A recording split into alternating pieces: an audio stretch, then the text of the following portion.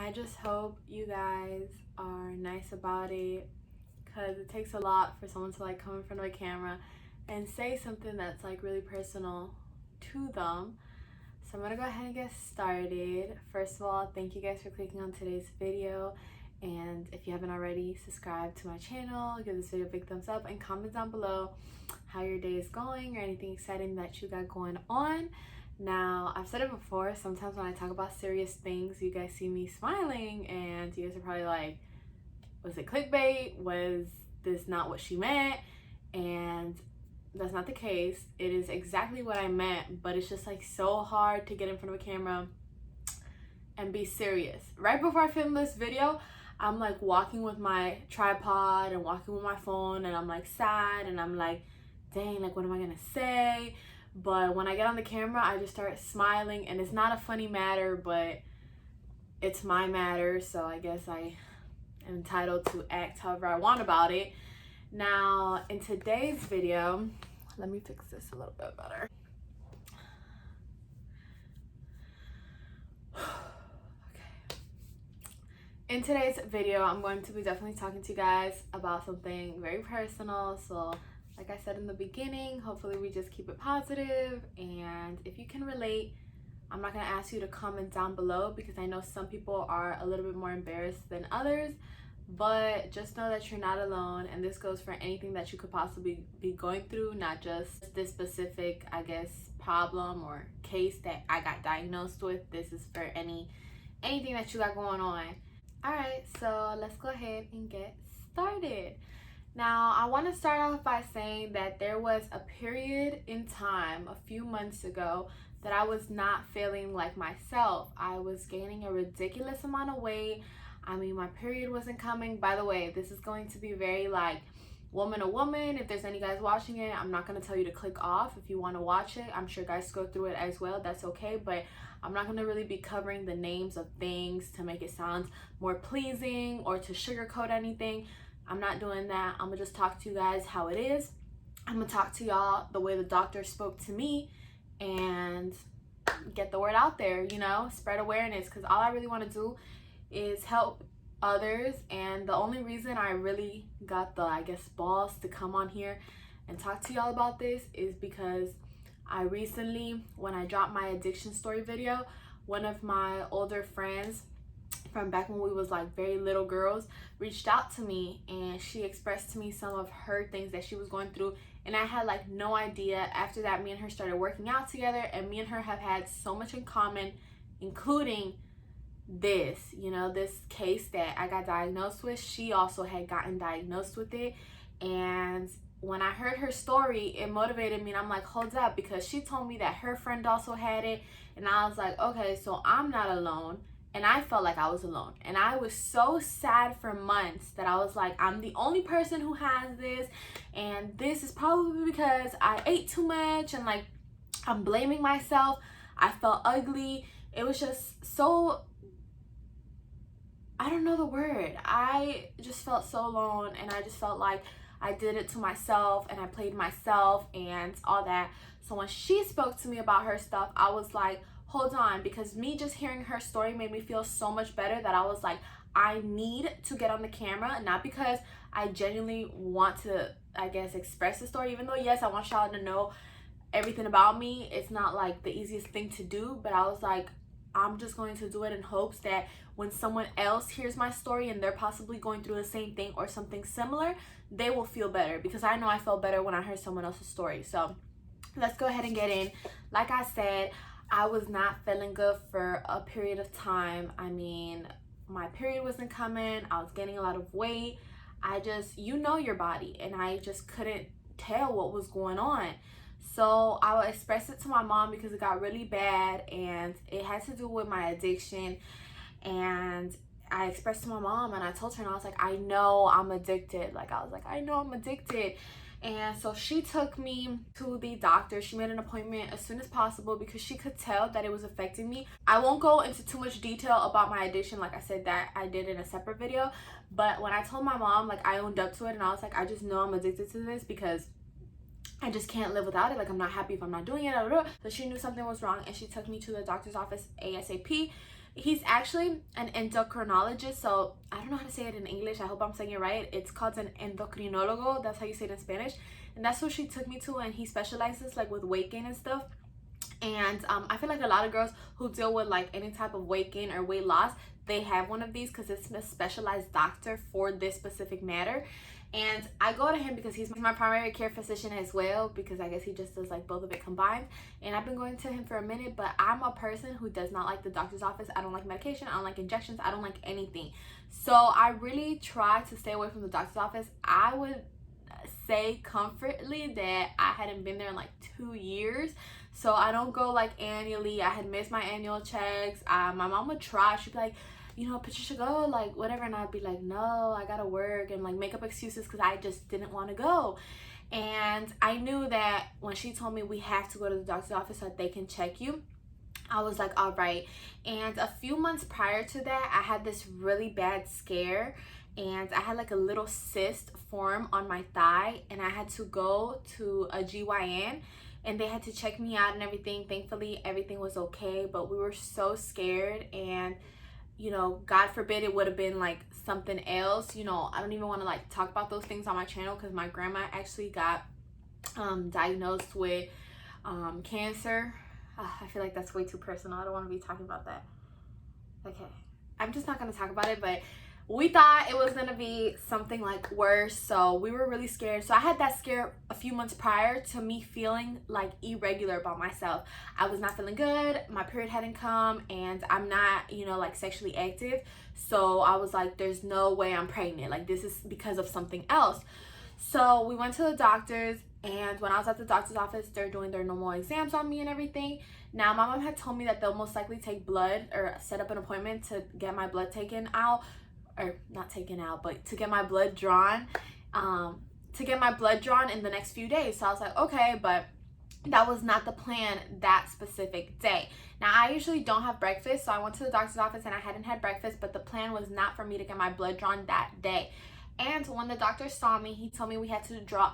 When the doctor saw me, he did tell me that we had to do some blood exams on me as soon as possible. And he was like, if you ate something little this morning, we're just gonna go ahead and do it because we just like need to. And honestly, thankfully, I didn't eat anything because I do think that that can affect the results on my blood exams. But he was just like so persistent on the fact that like we had to do our blood exams in that moment. So I was like, no, doctor, like I haven't eaten anything. And he was like, all right, even better, let's go ahead and get your blood drawn. I don't know if it happens to y'all. I'm one of those people, like I said, no injections, no needles, no blood. I can't do it. So the lady comes in, I'm freaking out. Okay, I have anxiety, I'm freaking out. She walks in, I'm like, oh my gosh, like freaking the freak out. And she takes out her tubes. I'm like asking her like, how many tubes is it? Like being a complete baby about it. And she takes out my blood. She did a good job. Like she's actually like knows how to do it. Like there's certain people who, you know, you don't feel it when they put the needle in there, and she was one of them. But when she finished taking out my blood, you know, I started feeling like drowsy and stuff, and she was like, oh my gosh, are you okay? And I'm like, I just feel really weak right now. And she was like, lay down. And then she's like, lower your mask, because I have my mask on. So like, lower your mask. And she was like, oh my gosh, she's turning white or whatever, her lips are turning purple. I don't know what she said because I was like so blanked out in the moment. And she ran, got me water, and then gave me a little alcohol pad so I could like smell it, to, you know, stimulate something, I don't know. And she brought some crackers, like some Oreos or something. She's like, eat this. And it's not the first time that something like that happened to me, but the first time something like that happened to me in that same office, they just gave me, like, they stuck a Hershey's Kiss in my mouth to bring back my sugar levels, because my sugar drops very quickly because I have problems with my sugar sometimes. And so, but for some reason this time was worse, and that's what I'm telling y'all. Like, I knew something was up. That's how I knew. Like, I knew it was regular for me to not feel good after they took out my blood, but it wasn't for it to be like that drastic, because I was so scared. I was like, oh my gosh, like I'm done, like I'm like tilting. So I was, you know, scared and nervous, but I knew something was wrong with me. And then I knew something was wrong when he's like rushing the blood exams, and I knew something was wrong when I'm reacting twice as bad to my blood getting drawn out. So the whole situation was just unusual to me, because I know what I usually go through when I go through these things. It's not like I hadn't gone through it before. I've been to an endo before. I've dealt with weight gain all my life. Like, I knew what I should be expecting. That's why I don't like going. But I reacted really bad to all these things. But I was trying to, be a champ and thug it out and like, yeah, I'm okay. Like, okay, is everything okay with my blood? Like, am I okay, doctor? And the doctor comes back in and he tells my mom, he was like, she is addicted to food and stuff. Like, I got diagnosed with that. But I was like, inside of me, at first you're just like, what? Like, am I really though? Because I know I always said it, and I know in my addiction story I talk about it, and I'm like, I was addicted. But when he told me, it just like gave me like a whole other vibe. And then he goes, oh, and you also have okay, he goes, you also have PCOS. And I was like, what is that? Because I'm sitting on the little like bed, and my mom had came with me. So my mom's listening to him, and she's kind of nervous too, because she see me like I'm not doing too good with the blood exams, and she sees that way he's acting and what he's trying to say. So she's just trying to take in all the information, because my head is still like feeling weak and everything from the blood. He was like, you have PCOS. And I was like, what is that? He said the name of it, and I didn't remember. I didn't listen. Like, I was not thinking about it in the moment. And he was basically like, we're gonna prescribe you medicine, this and that, and like he's saying everything, okay? And my head is in complete blank, okay? Like, my head is not listening to everything he's saying. I'm just like, okay, like it's probably something about my weight again, because I always deal with like issues about my weight. And I was like, I just gotta shed a few pounds, and like, I'm still, like I said, my head is not there. I'm there, but I'm not physically there. I'm still like with my blood and stuff. I'm scared. I just remember I felt so scared that I just couldn't really like, I heard what he was saying, but I wasn't understanding what he was saying, and I really didn't want to ask questions because I was scared, and I just wanted to leave. And I know that, obviously a mom's love can't compare. So I know my mom, being my world, just like I'm sure like a lot of kids, they look up to their mom and it's like their biggest thing. I knew my mom was taking notes of everything, and she would explain it to me in the car.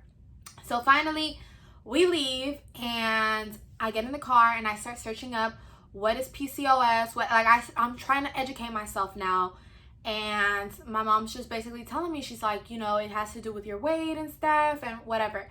So as I did more research, and as I was trying to figure out what was going on in my body, because as much as I could have been going to doctors or telling people about how I was feeling and stuff like that, at the end of the day, I'm the only one who knows what's going on inside my body, and I'm the only one who can tell, do I feel regular today or do I just feel okay today? So it was just definitely something that I was dealing with myself, Now, I'm going to go ahead and start talking to you guys a little bit more about the PCOS, because a lot of people have this, and it takes a different toll on every single person, and it's something very different. So let's start off by saying that PCOS is a polycystic. I have everything like written down and stuff because I don't want to mess up, because I know it's a serious matter, and I know you guys see me smiling right now, and it's like I was so scared for months.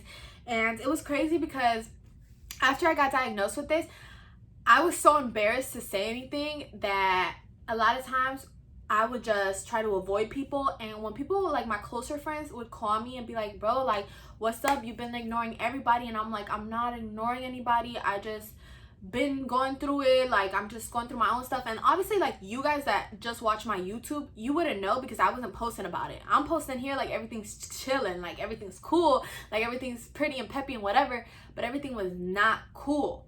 So that's the thing, like, that's why they say don't trust social media, because I'm not posting everything I'm going through, but I have had my moments where I've been going through my stuff, and I just gotta, keep the front, like, if everything's chilling, because, you know what I'm saying, like, it's just things that people deal with one-on-one. So I remember my friends were like, what's going on and stuff, and even my close friends, like my closest friends, I went to tell my best friend, and she's like my best, like she's like a sister to me, like I'm 10 toes down behind her, I came to tell her like a few weeks after. I was so embarrassed, y'all, that I did not want to tell anybody. Why was I embarrassed? I don't know. Like, it's not even like, it is serious, but it's not to the point where I'm like, I don't know what reaction I was expecting people to have. So I don't know why I kept it in for so long, but like I said, I really didn't tell anybody. And then my close friends that, you know, I was tight with and everything, maybe not as tight as I was with obviously my best friend, but I was tight with some of these people. I didn't want to tell them at all what was going on. So I would just kind of like try to sugarcoat it a little bit, and I was just like, oh, I just been feeling down, I've been feeling ugly, I've been feeling, you know, just like not myself. But obviously my friends are just like, oh, Patricia, like, let it go, you're beautiful, you're this, whatever. And they're just trying to make me feel better, because they don't know generally like what I have, so they couldn't really like, you know, guide me or say anything because they didn't know. And when I told my best friend, I also kind of sugarcoated it a little bit because she's a little younger than me, and I didn't want her stressing because she's like a little sister, and I know she would have like flipped her shit too. So basically what it is a polycystic ovary syndrome, and it causes enlarged ovary with small cysts. It is a condition that affects a woman's hormone levels. So that explains why I wasn't getting my period, because my hormones was like going all over the place, I guess. Now, the good thing with me is like, even when I'm on my period, I'm not one of those girls who gets like super like, I don't want to say the word, but y'all know the word, the B word. I don't get like that. So I could be on my period and I'm chilling. Like, I'm not going to treat you mean. I'm not going to, you know, for the most part, I just have the same personality that I would on a regular day. Or the only difference might be that I might be craving chocolate because it helps me. Or I might be in pain and I'm just going to be like, oh, I don't feel good, like whatever. But I'm not going to be here like yelling at you. Like, if I'm yelling at you, it's because I'm going to yell at you when I wasn't on my period, you know? Like, my period does not cause me to act a certain type of way for some reason, which is good though. Now, when you read up on it, it says that the hormone imbalance causes your body to skip menstrual periods. So it's right there, like it says it. That's why I'm not getting my periods, or that's why I wasn't getting my periods, because I had this condition and I wasn't treating it because I didn't know that I had it. And then it says that it's also harder for them to get pregnant. So that one hurt my feelings a lot, because like I babysit, you know, like I've had a lot of other opportunities to work in a company job or work a more, let's say, serious job, and I do, but I've never quit babysitting because I love babysitting. Taking care of kids is like, it fills me. There's so much drama and hateful stuff that happens in companies that sometimes I just feel so appreciated and loved to go work in someone's home and deal with like kids who love me and think I'm like the biggest thing for them, because to a kid, they look up to these people who love them as like protectors. And you know, like I would protect all the kids I take care of, you know, they're like my family, especially like specific ones that I treat them like if they were my child. So I also come from a family where like I live with my mom, my sister doesn't live with us, you know, like, and all I have ever wanted is just like a big family. I want to have lots of kids, especially like if I'm financially stable, the more the merrier. And it's just like my dream as a woman, like in my quinceañera, because Hispanic people and Puerto Rican, a lot of us have like what they call a quinceañera, and it's like this big party when you turn 15. They were like, what do you strive to be, or like what is your dream, or something like that. And I was like, oh, I strive to be a mom. Like most kids will be like, I strive to drive a specific car, oh, I strive to get A's and have a successful job. And I don't care for all that, you know what I'm saying? Give me a camera and give me a family and I'm okay. So that's my thing. Like, I just want to have kids and I want to have a big family. And, you know, God forbid that I have to do it by myself, because I want to be a good wife to my future husband. And I think I am a great, you know, like girlfriend and wife and everything. But I'm not in that position right now. But I feel like I would be good. I wouldn't want to do it by myself, but if I have to, I would, because I think your kids just give you so much happiness. So that one hurt my feelings, because it's like, I'm like I said, I'm not sexually active, but I don't want this to be a problem when I get in a relationship or when I'm ready to have kids, you know? So that hurt my feelings. And I was like, I need to take, you know, action about this, because even though right now, you know, I'm not in the position to have a kid, I don't even have a dude to have a kid with, but it's still like, it hurts your feelings knowing that this could be a possible struggle in the future. So some people don't want kids, but this is like my dream. So it it hurt, you know, like that one was like, what, like, huh? So, let's keep going. Basically, also another thing that I feel like a lot of people don't want to say that they have PCOS is because it does say that it can make you have a little bit more of the male hormones, which means you can have like excess hair on you. So like some girls get like hair, you know, more hair on their eyebrows, or like more hair like over here, or you know, they just get hairier, I guess, like in their legs. I don't know.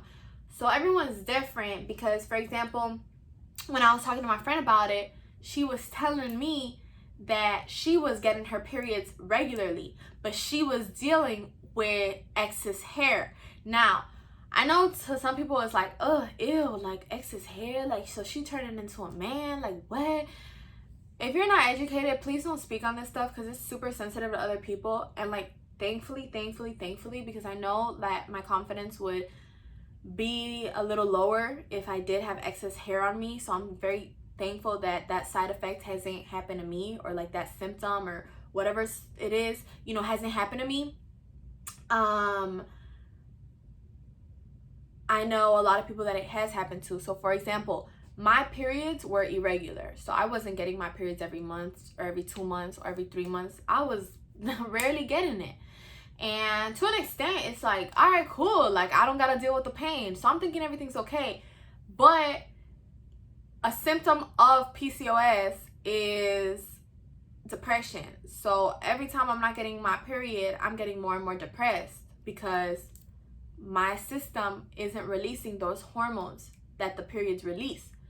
So I could feel that depression. So even though I didn't have a hairy face or hairy legs or hairy anything, I was still like feeling very, very depressed. Whereas in somebody else's case, she was getting her period. She was getting her period every month or every 2 months, I would say. She wasn't super regular either. But her depression was maybe a little better. She told me that she did go through a few months where she was very, very depressed. But I mean, I had been going through like a whole year of depression. And she told me though that she was getting, like, her biggest thing was getting hair. Like, she was becoming very hairy, she told me like on her face she was getting a lot of hair. My thing was weight gain. So that's how you could tell. So she told me that she started getting concerned because she started seeing a whole bunch of like hair on her and like on her back or whatever, and she started getting concerned. And just because you have that, it does not mean that it's not fixable. I guarantee you that a lot of these celebrities that you guys are like, oh my god, they're so hot, they got stuff going on for them too. They might not share it, and there's treatments for it. So for example, my friend, she's a beautiful girl. I mean, this girl could be an Instagram model, and she obviously doesn't want to be hairy, so she got like laser hair removal and like a bunch of procedures and stuff to minimize her hair. But she did tell me in the moment that was her biggest thing. She was gaining a lot of hair on her. Now me, thankfully, I didn't gain a lot of hair on me, but I was gaining a lot of weight on me. So it affects everyone differently. There's like 5 different symptoms. You know, there's depression, hair loss, there's acne, diabetes, infertility. Like, there's a lot of different things. So for example, I didn't get acne. She also got acne. She got acne and hair. I got depression and weight gain. So it really, like, I don't know, everyone's different. Some people get all 4, some people get just 1, some people get 2 and 2. Like, I don't know, but I do want to say that it attacks every person differently. And even though, like, no, I don't want to be in depression for a year. I mean, it was like awful being all depressed for a whole year. And like, it was awful that I was gaining so much weight and I didn't understand. Like, these things were not just, you know, oh yeah, I'm thankful because, you know, like, these things were not easy to deal with, you know, because my confidence was on the floor, my self-esteem had gone down. So it affected me a lot. It affected her a lot. She has a friend who also had it, and it affected her friends a lot. And essentially, like, your pancreas, there's something failing in your pancreas. So for example, her friend didn't take action about her being diagnosed with this condition. Her friend was like, I got PCOS, whatever. Her friend didn't take any medication for it, like I said. My friend took medication and takes regularly medication. I don't like medication, but I take my medication once in a while. because I know that I have to, but my thing is also doing other things for it, like other, you know, like I have to walk and do exercise and whatever. But her friend, you know, didn't do anything about the situation, and her pancreas actually ended up bursting, and they had to rush her to the hospital.